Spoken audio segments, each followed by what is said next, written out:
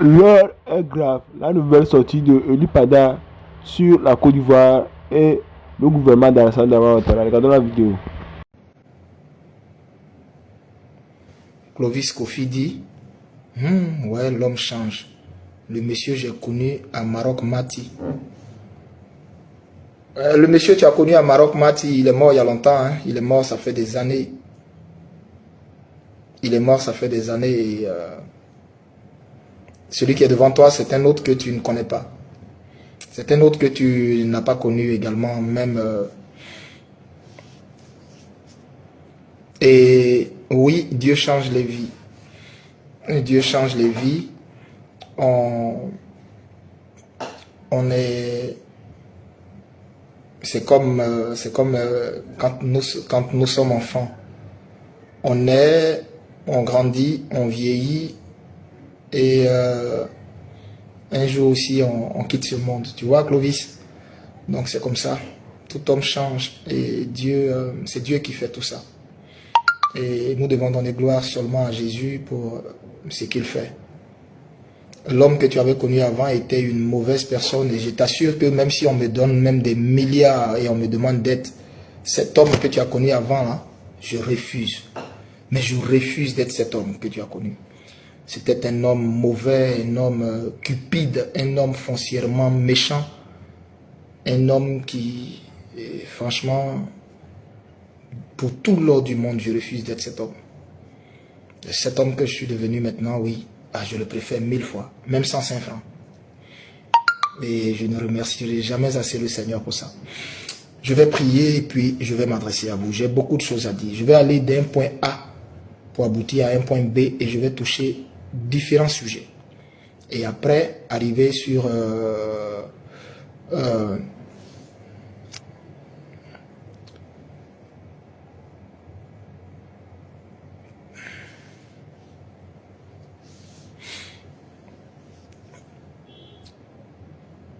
Boss, Dieu béni, shalom à toi. Alors, je vais prier. Père, nous te rendons grâce, nous bénissons ton nom. Merci pour ce moment. Un instant avant que je reprenne ma prière, je vais me faire accompagner par une mélodie. Je vais voir quelque chose. Avant que je finisse la prière, je vais voir si vous êtes capable, avant que je finisse la prière, de m'envoyer 50 000 cœurs.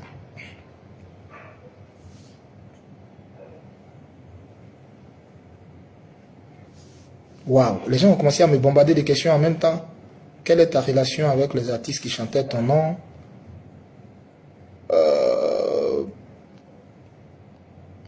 Bon, gardez vos questions au chaud. Hein, vous tous qui avez les questions, gardez-les. Je vais vous faire monter. Envoyez les demandes pour monter. Je vais vous faire monter. Après, tout ce que j'ai à dire par le Saint-Esprit, tout ce que j'ai à dire, vous tous qui voulez me poser des questions, vous tous qui voulez me poser des questions, je vais vous faire monter, vous allez me poser des questions en direct. Je vais vous répondre. Amen. Vous allez me poser vos questions et je vais vous répondre. D'accord. Merci Seigneur.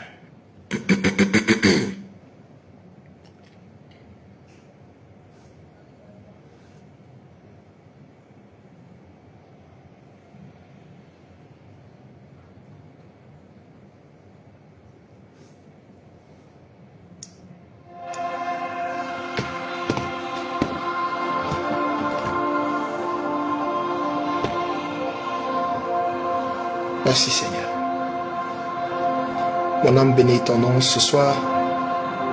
Merci pour la grâce que tu me fais. Merci pour ce privilège que tu m'accordes de me tenir devant toi et devant ton peuple et de parler, Seigneur. Merci pour cet instant. Merci pour ma vie. Ma vie, elle est entre tes mains. Et je bénis le ciel de t'avoir comme Père. parce que tu veilles sur moi.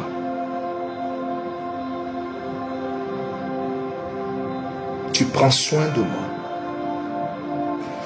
Tu ménages aucun effort pour mon bien-être.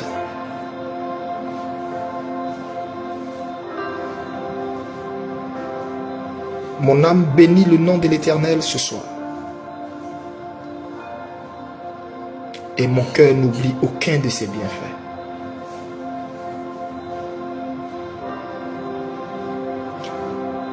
Père, j'ai tellement à te dire ce soir. Quand je regarde ma vie en arrière, quand je jette un coup d'œil en arrière, quand je regarde mon passé, quand je regarde ce par quoi tu m'as sorti, il n'y a pas de Dieu qui soit semblable à toi.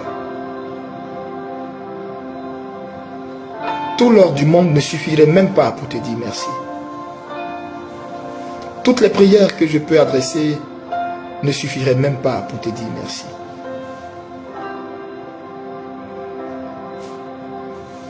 Écoute mon cœur, Seigneur. Écoute chaque battement de mon cœur qui bat pour toi.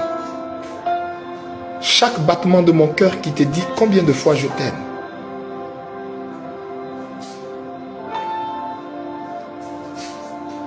Moi qui autrefois étais sans force, sans défense, ma force aujourd'hui c'est toi. Ma protection c'est toi. Mon assurance c'est toi. Ma sécurité c'est toi. Ma paix c'est toi.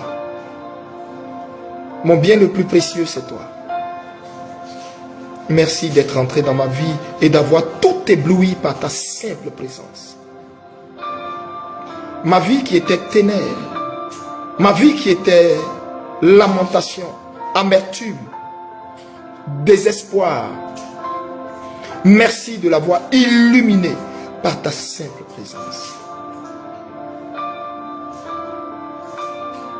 Merci pour tous les internautes qui sont connectés.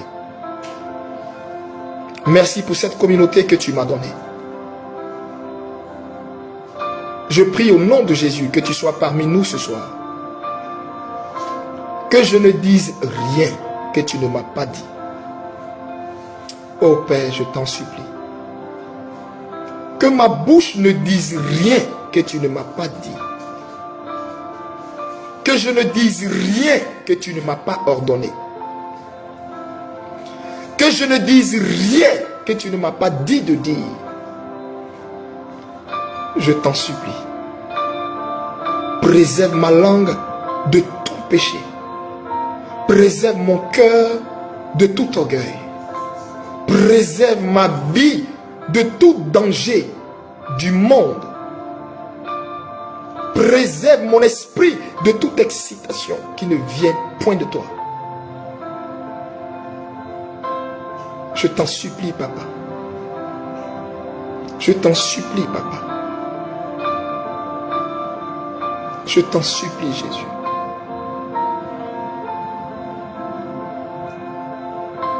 Je t'en supplie, Jésus.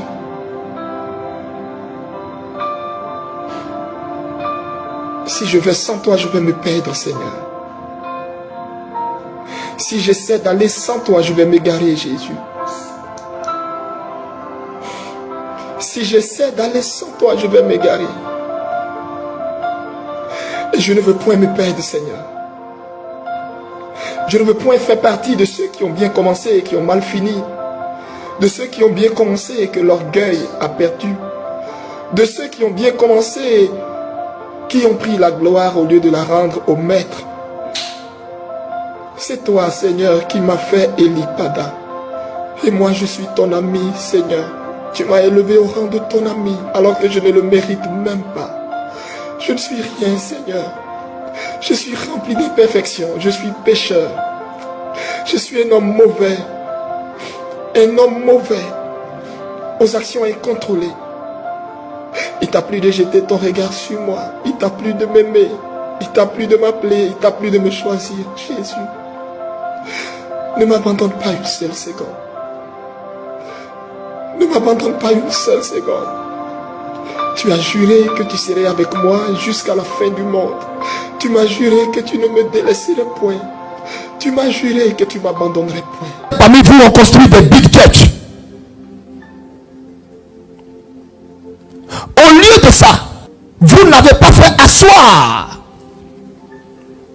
ma vie dans le cœur de cet homme.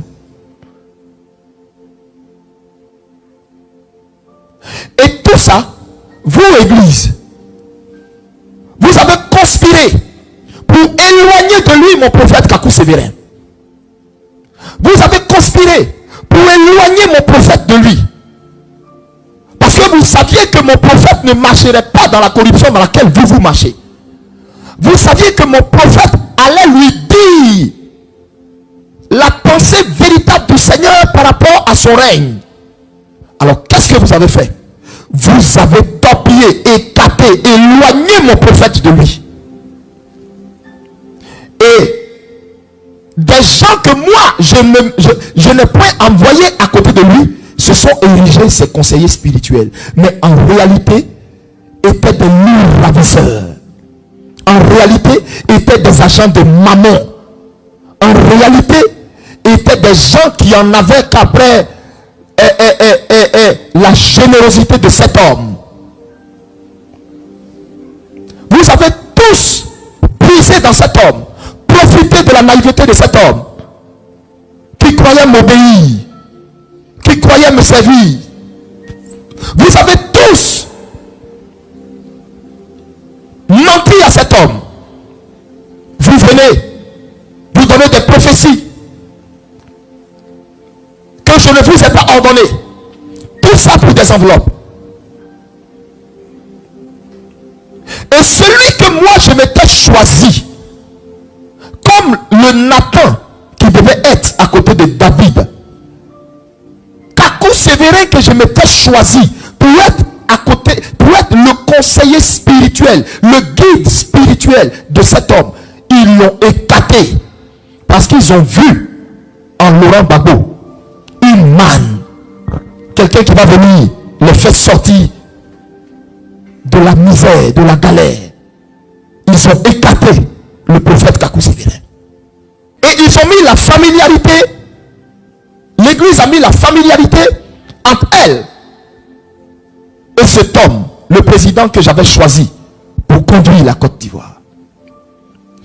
La familiarité était telle que quand même l'église venait lui donner un message, c'était même à peine comme s'il considérait vos pasteurs et vos prophètes. Parce qu'il savait qui vous étiez en réalité. C'est vous qui l'avez induit en erreur. Et aujourd'hui, vous, la même église, vous le blâmez. Vous, la même église, vous trouvez qu'il est allé chez les catholiques. Vous, la même église, vous le blâmez. Vous le blâmez. Et vous pensez que je le blâme moi? Je n'approuve pas ces voies. Les voies dans lesquelles il marche, je ne les approuve pas. Mais je ne le blâme pas. Parce que c'est vous qui êtes la conséquence de ce qu'il est et de ce qu'il fait. C'est vous qui en êtes l'auteur. Vous, église, qui avez tué mon serviteur Kakou Sévérin. Vous, église, qui avez éloigné Kakou Sévérin de cet homme. Vous, église, qui êtes allé chercher un autre pasteur pour venir bénir le règne et le fauteuil de cet homme, alors que j'avais établi sur vous un prophète des nations, le prophète Kakou Sévérin. Mais vous l'avez humilié au point où vous êtes allé chercher un autre homme de Dieu étranger pour venir faire la dédicace du pouvoir de cet homme. Où s'en est aujourd'hui? Où s'en est aujourd'hui? Je l'ai sauvé des griffes, je l'ai sauvé des griffes, des bombes, des griffes de la mort. Parce qu'en réalité, il n'était qu'un bébé spirituel qui n'aspirait qu'a fait la volonté de Dieu, mais malheureusement était tombé sur des enchanteurs, des loups déguisés en agneaux, sur des agents de mammon déguisés en prophètes, qui arpentaient ses palais.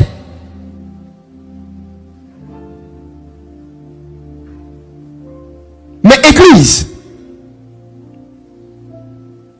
c'est vous qui êtes responsable de tout ce qui s'est passé dans le pouvoir de cet homme. C'est vous qui êtes responsable de tout ce qui s'est passé. Et donc, ici, vous devez retenir que le Seigneur m'a dit que sa grâce est toujours sur le président Gbagbo. Sa grâce est toujours sur le président Gbagbo. Mais, quoi qu'il n'approuve pas ses voies, je répète, quoi qu'il n'approuve pas ses voies, je le répète, quoi qu'il n'approuve pas ses voies, mais sa main et sa grâce est toujours sur lui.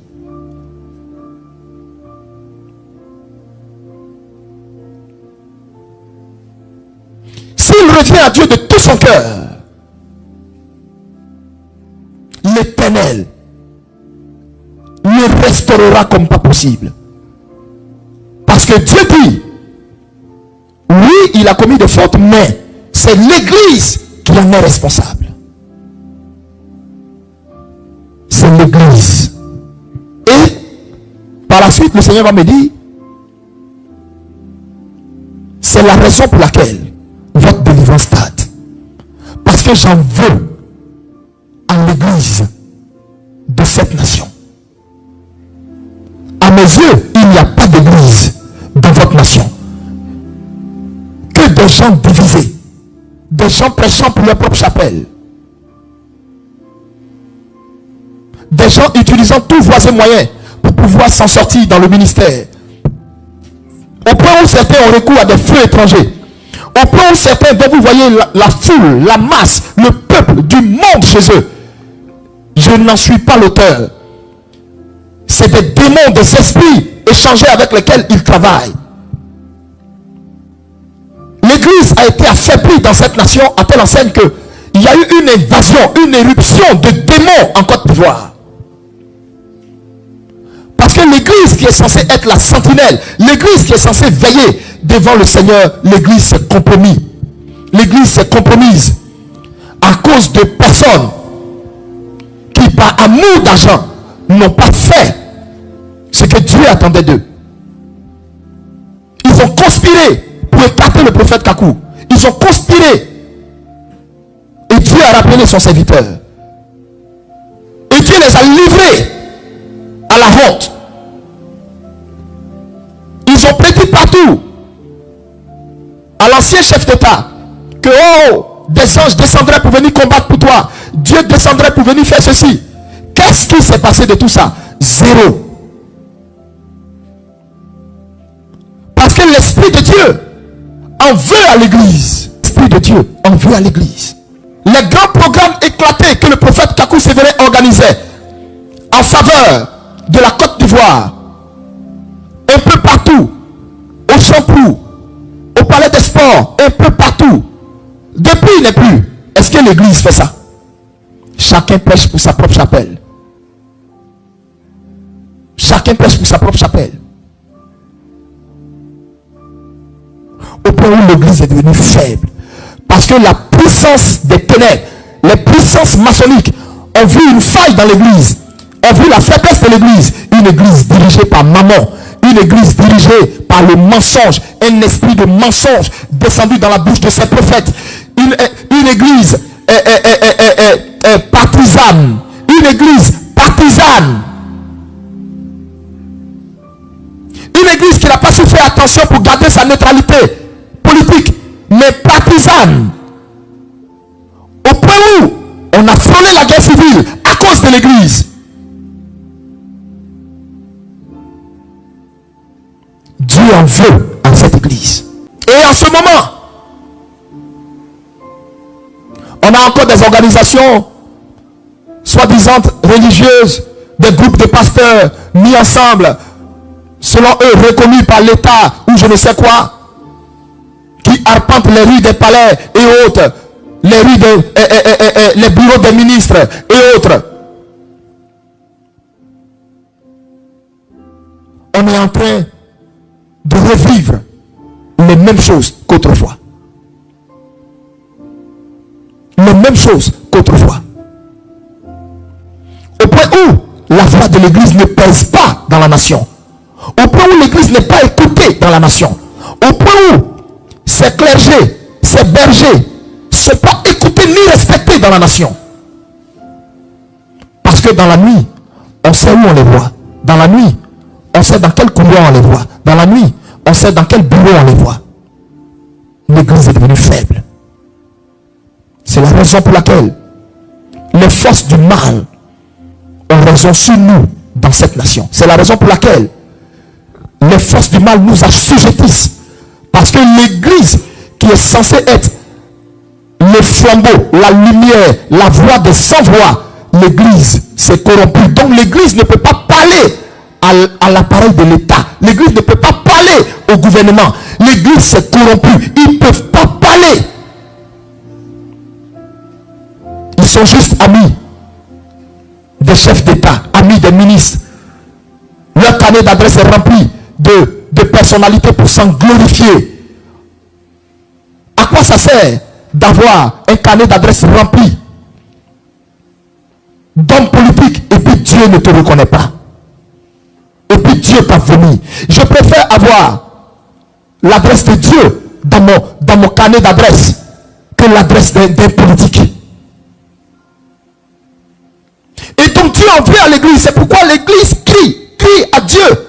Et puis les oreilles de Dieu sont sourdes sur l'église.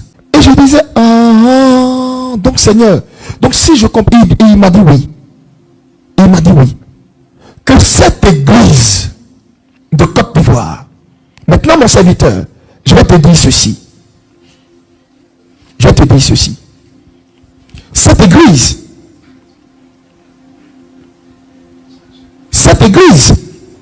doit faire deux choses. Sinon trois choses, autant pour moi. Je dis lesquelles. Il m'a dit, cette église doit faire trois choses.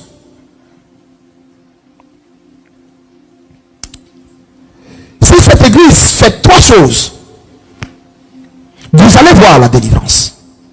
Mais je veux déjà te dire une chose qu'il faut que tu notes. Je dis par le Seigneur, il me dit, votre délivrance, elle est déjà planifiée, elle est déjà acquise. C'est-à-dire dans le monde spirituel, depuis 2022, la Côte d'Ivoire est censée connaître la délivrance totale. Et je lui ai dit, mais tu dis ça, mais nous sommes toujours encore, et le Seigneur me dit, mais laisse-moi t'expliquer. J'ai exercé un jugement sur l'église. Je répète, j'ai exercé un jugement sur l'église et sur le pouvoir précédent qui était là. J'ai dit, comment ça, Seigneur? Et il me dit, ce pouvoir, l'ancien président qui était là, a pris le pouvoir en quelle année? J'ai dit en 2000.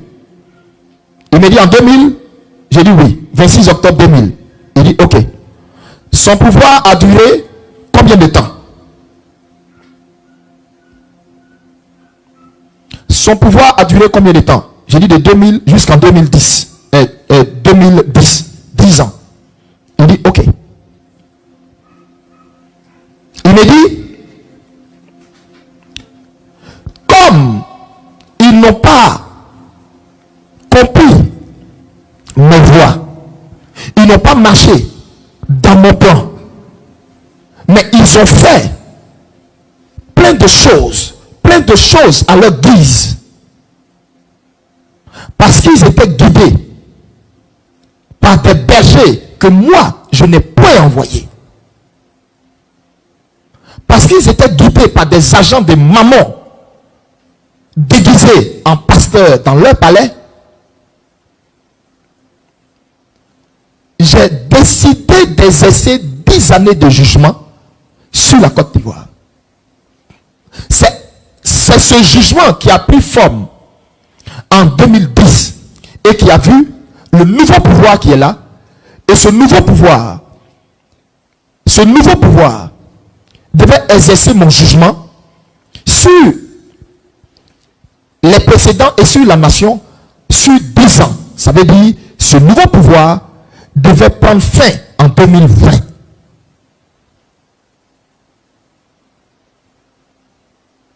Détrompe-toi, Élie. Ce n'est pas le diable qui a mis le président Alassane Ouattara là.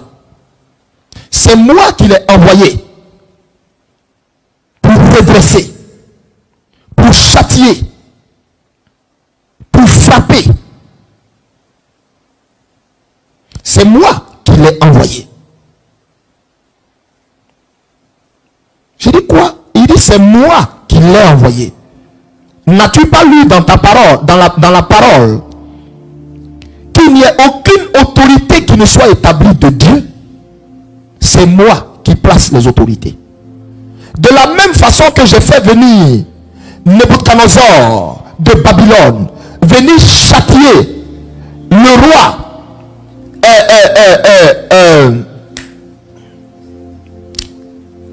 je crois Sédécias ou Jéconias. De la même façon, j'ai fait venir Nebuchadnezzar pour frapper ce roi. C'est de cette même façon. Le pouvoir du président Ouattara, je l'ai permis. Je l'ai permis sur 10 ans. Et c'est comme ça le Seigneur va me dire. Le temps que moi, je voulais exercer comme jugement, le temps que je voulais exercer comme jugement sur cette nation, sur les précédents à qui j'avais confié les rênes de cette nation et qui avaient joué avec le péché, avec toutes sortes de péchés que je n'aimerais pas citer ici, et qui n'avaient pas de berger devant eux assez rigoureux pour leur faire entendre ma voix. Ce temps-là de jugement, il est fini.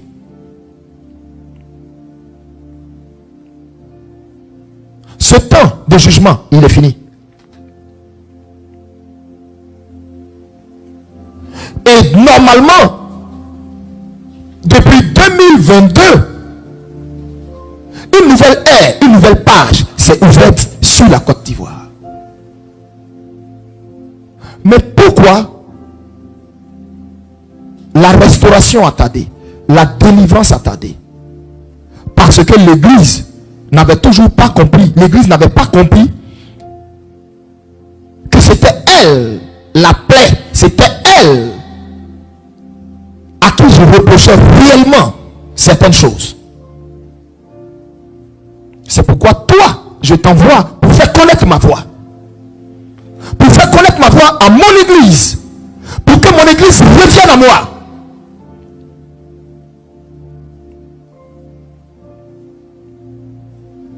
Pour que mon église revienne à moi. Et c'est là il va me dire,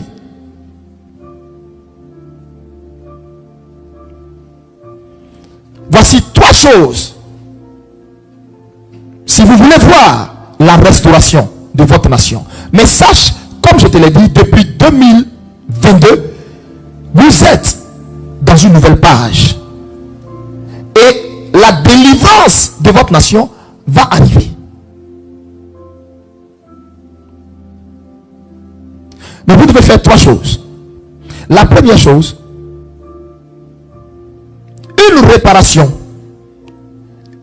une offrande de réparation à la veuve de mon serviteur, prophète Kakou Sévérin, et à ses enfants.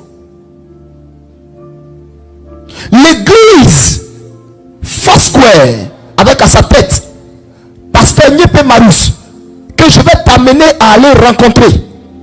L'église de Côte d'Ivoire, avec à sa tête comme patriarche pasteur Yaé Dio Robert, que je vais t'amener également à aller rencontrer.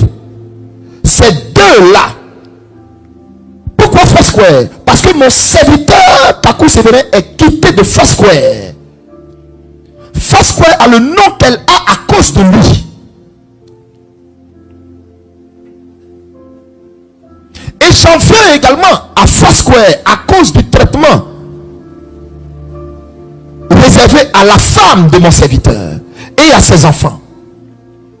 Je t'enverrai vers pasteur Niépé Marus, le président national de Foursquare, et le pasteur Yaé Dion Robert, ces deux.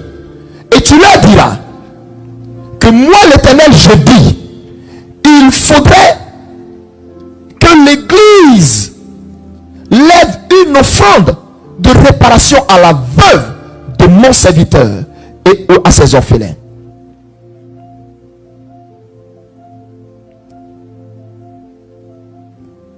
Et moi je lui disais, mais Seigneur, est-ce qu'ils vont m'écouter? Il m'a dit, pas, fais ta part. Si tu as fait ta part, qu'ils ne t'écoutent pas, je ferai retomber le sang de chaque Ivoirien sur leur tête. Je le dis ici haut et fort, parce que je ne parle pas de moi-même. Va, fais ta part.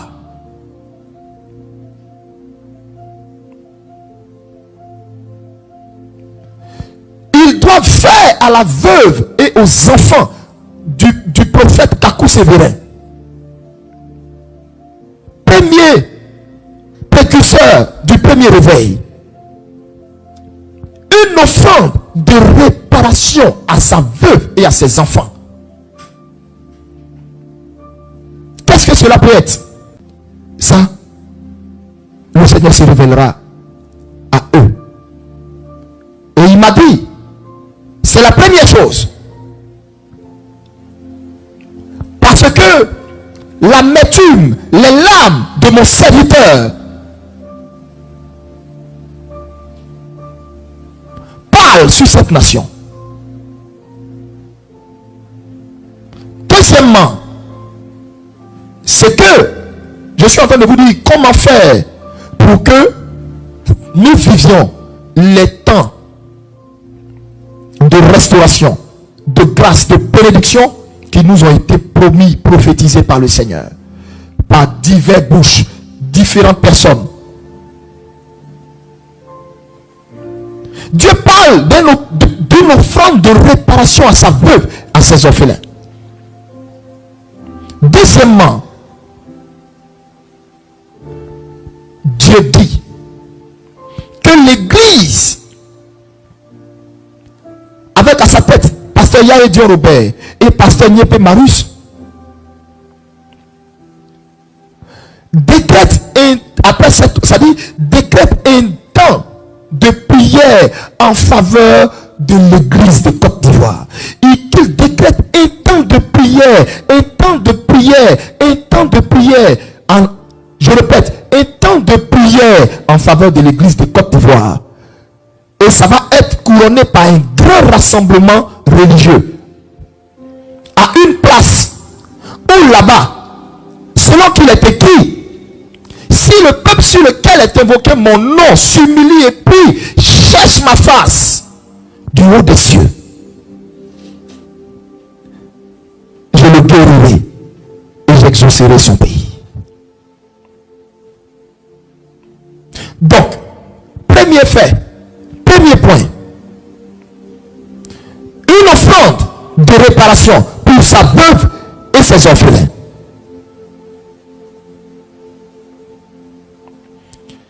Deuxième fait, un grand temps de repentance de toute l'Église de Côte d'Ivoire. Parce que si la tête de l'Église s'est corrompue, c'est toute l'Église qui s'est corrompue. Les politiques ont instrumentalisé l'Église au point où l'Église a oublié son rôle d'éclaireur et est rentrée dans le jeu politique à telle enseigne que n'eût été la même miséricordieuse du Seigneur, on serait tombé dans la guerre civile, religieuse et du moins inter-religieuse. musulmans, chrétiens. C'est ça que Dieu nous a fait éviter. Et il m'a dit tout ça à cause de l'alliance que j'ai avec mon serviteur, Kakou Sévérin, qui a versé des larmes pour ce pays et qui avait bâti un hôtel pour la Côte d'Ivoire.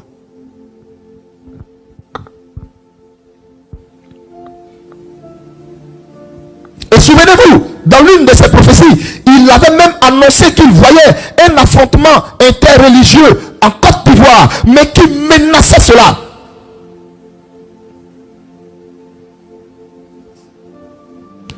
Le Seigneur dit, si on n'a pas vécu l'histoire du Rwanda, parce que tous les ingrédients étaient réunis en 2010 pour une guerre civile, pas possible.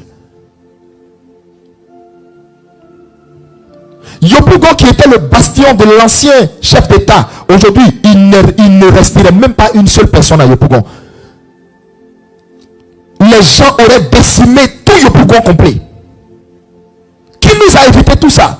L'Éternel que nous frustrons. Parce qu'il aime ce pays. Et il se plaint de l'église parce qu'il dit l'église n'a pas joué son rôle. L'église a été politisée.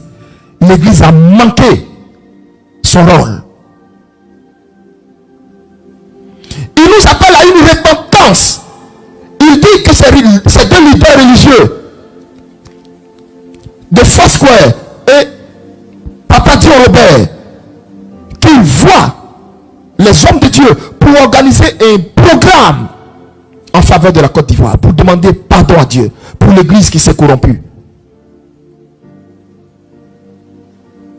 Pour que l'influence des feux étrangers, l'influence de la magie noire dans nos églises soit jugée, frappée par le Seigneur et libère l'église du poids qui l'accable.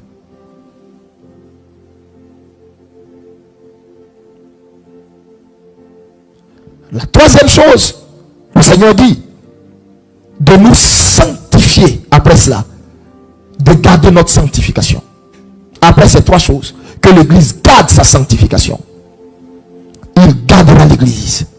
Il glorifiera son nom à travers l'église.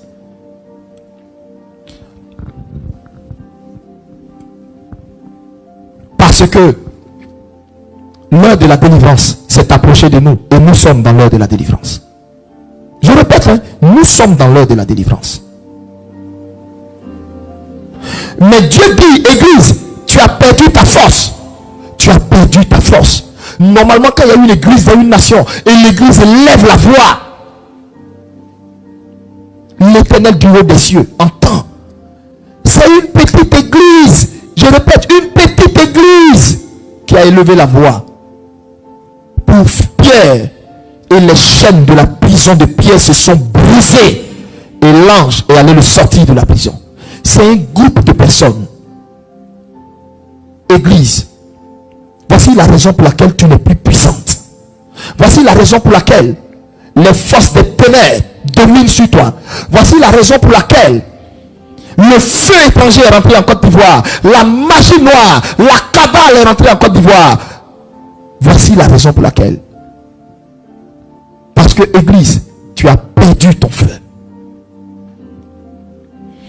Et Dieu veut te restaurer parce que j'ai vu un second réveil, mais un réveil plus fort, puissant. Et le réveil que j'ai vu, il n'était pas pareil avec le réveil qu'il y a eu aux États-Unis.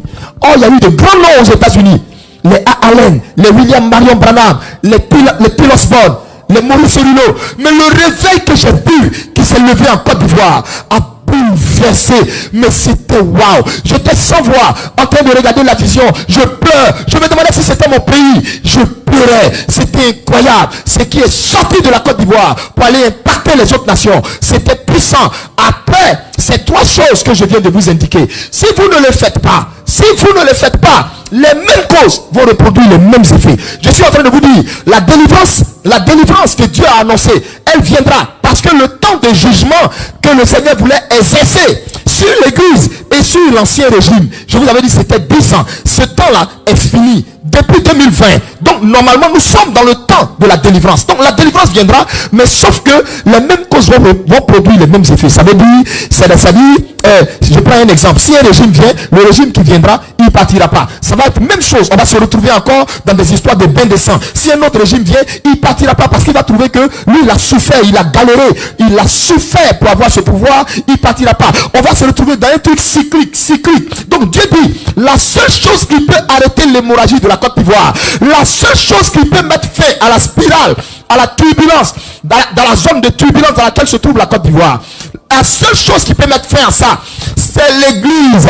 Et que l'église doit faire trois choses. L'église doit d'abord faire une offrande de réparation à la veuve de son serviteur, le prophète Kakou Sévérin, et à ses orphelins. Deuxièmement, l'église doit donner une convocation solennelle à tous les chrétiens, toutes les églises, dans un endroit, et nous allons élever la voix, nous repentir, nous supplier le Seigneur, demander la miséricorde du Seigneur sur l'église, afin que l'église retrouve de sa superbe, retrouve de son feu. Donc le Seigneur dit, c'est la deuxième chose. Et la troisième chose, nous devons par la suite, à partir de là, garder notre sanctification. Et nous allons voir le réveil que j'ai vu en Côte d'Ivoire. C'était choquant. J'ai vu des enfants de 7 ans aller dans les hôpitaux ressusciter les morts. Je vous dis la vérité. Des enfants de 7 ans, je les ai vus. J'ai vu, mais la Côte d'Ivoire brûler du feu. Mais les gens venaient de partout pour venir se ressourcer en Côte d'Ivoire. C'était extraordinaire. Et le Seigneur me disait, le réveil de la fin des temps va quitter en Afrique, précisément en Côte d'Ivoire. Il est 4 fois plus puissant que le réveil du Nigeria. C'est glorieux, c'est phénoménal. C'est de la Côte d'Ivoire que l'évangile va partir pour embraser toute la sous-région, embraser l'Afrique, embraser le monde. Et c'est alors que l'enlèvement va arriver. J'ai vu ça. Si je vous dis là, c'est pas un souhait. J'ai vu ça.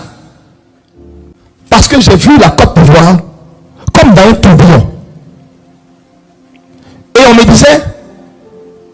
disait, même si le régime actuel n'est plus là, le régime qui va venir, ça va être encore la même spirale.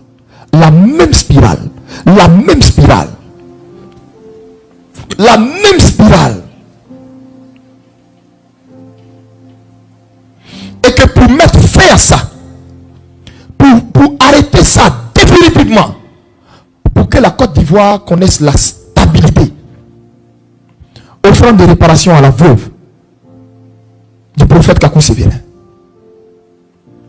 Une forte offrande de réparation à la veuve du prophète Kakou Sévérin. Par la suite, un rassemblement de l'église devant le Seigneur pour se repentir, porter le deuil, le sac et la cendre, pleurer devant le Seigneur, laver sa robe devant le Seigneur, s'humilier devant le Seigneur. Et enfin, troisième, garder sa sanctification. Bien-aimés, frères et sœurs,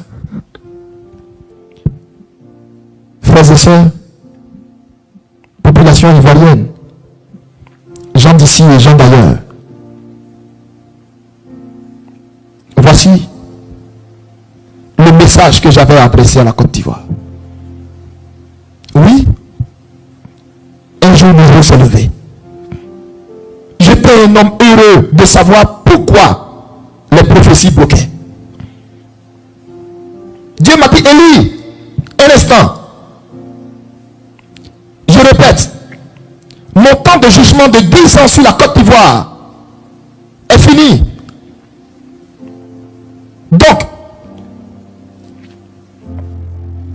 je lui ai demandé, mais si ton temps de jugement sur nous est fini, les 3 choses que tu nous dis, que tu me dis, mais Seigneur, quand je partirai les voir, et si on ne me reçoit pas, et si on ne m'écoute pas, qu'est-ce que je fais?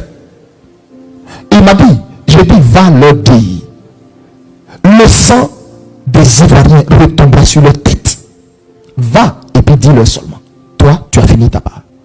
J'ai dit, mais donc, et s'ils ne font pas, tu dis le sang, mais et la suite c'est quoi? Il m'a dit, mais écoute, s'ils ne le font pas, la délivrance, je t'ai dit, vous êtes dans la période de la délivrance, et la délivrance viendra. mon temps de jugement là est fini. C'était de 10 ans. J'ai dépassé les 10 ans pour mettre encore 2 ans dessus. Tu vois, 2 ans. C'est fini. En dehors de ça, mon temps va venir. Sauf que quand le temps de délivrance va venir, tout éventuel ou tout nouveau régime qui va venir sur la Côte d'Ivoire à court ou à long terme ou dans les années à venir, ça va être le même cycle. C'est-à-dire, ils viendront, ils ne voudront pas quitter. Ils viendront, ils ne voudront pas quitter. Chacun va modifier la constitution. Chacun va trouver une parade. Et on va toujours se retrouver dans ce genre de bain de sang là. On va toujours se retrouver dans ce déséquilibre là. Ce que je vous dis vient de Dieu. Ce que je vous dis vient de Dieu. Ce que je vous dis vient de Dieu. Malheur à celui qui ne croit pas en ce message. Ce que je vous dis vient de Dieu. Malheur à celui qui ne croit pas en ce message. Ce que je vous dis vient de Dieu. Malheur à celui qui ne croit pas en ce message. Ce que je vous dis vient de Dieu. La délivrance va arriver. Qu'on fasse les 3 choses ou pas, la délivrance viendra parce qu'il a dit son temps de jugement est fini. Son temps de jugement est fini. Mais, sauf que si on ne fait pas ces 3 choses, la spirale, c'est-à-dire la zone de turbulence dans laquelle est rentrée la Côte d'Ivoire, là, on ne pourra plus en sortir. Ça va toujours être rebelote, ça va toujours être pareil. Un autre régime va venir, ça va être pareil. Un autre va venir, ça va être pareil. Il y aura coup d'état sur coup d'état. Il y aura coup d'état sur coup d'état. Coup de force sur coup de force. Il y aura des gens qui seront dans les rues. Ça va être pareil. Pareil, cette instabilité. Pour y mettre fin, l'église doit se lever devant moi. L'église doit se lever devant moi. L'église doit se repentir. L'église doit revenir à moi. L'église doit revenir à moi. L'église doit revenir à moi. Pour que je déverse sur l'église un nouveau parfum. Un parfum de bonne odeur. Un parfum de grâce. Telle la fiancée bien-aimée à qui son fiancé pardonne. Il faut que l'église revienne à moi. Si l'église ne revient